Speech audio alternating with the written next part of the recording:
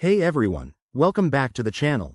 Today, we're diving into a super straightforward guide on how to transfer USDT from one Binance account to another. If you're into crypto, you know USDT is that reliable stablecoin that helps keep things steady in the volatile world of trading. Whether you're moving funds for trading, security, or just managing your portfolio, this 2025 update will make it easier than ever. Let's jump right in. First things first, make sure you're logged into your Binance account. If you're on the app, open it up. If you're on the web, head to Binance.com and sign in. Security is key, so double-check that two-factor authentication is enabled to protect your assets. Step 1. Navigate to your wallet. You can find this by clicking on the Wallets tab at the bottom of the app or in the main menu on the website. Once there, select Spot Wallet or Futures Wallet, depending on where your USDT is held. Next, locate USDT in your asset list. It's usually right at the top since it's so popular.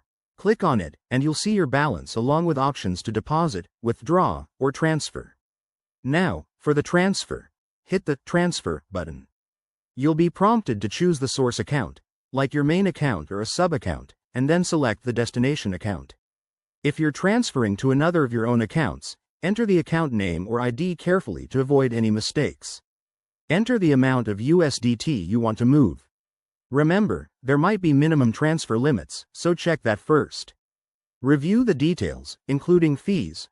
Binance often has zero fees for internal transfers, but confirm for 2025 updates. Hit Confirm and verify the transaction with your 2FA code. Once it's done, you'll get a confirmation notification. Boom! That's it. Your USDT should be in the new account almost instantly. A quick tip. Always keep an eye on network fees and ensure both accounts are under the same KYC verification level to avoid issues. If you're new to Binance, consider starting with a small transfer to test things out. Thanks for watching. If this helped, give it a thumbs up, subscribe for more crypto tips, and drop your questions in the comments.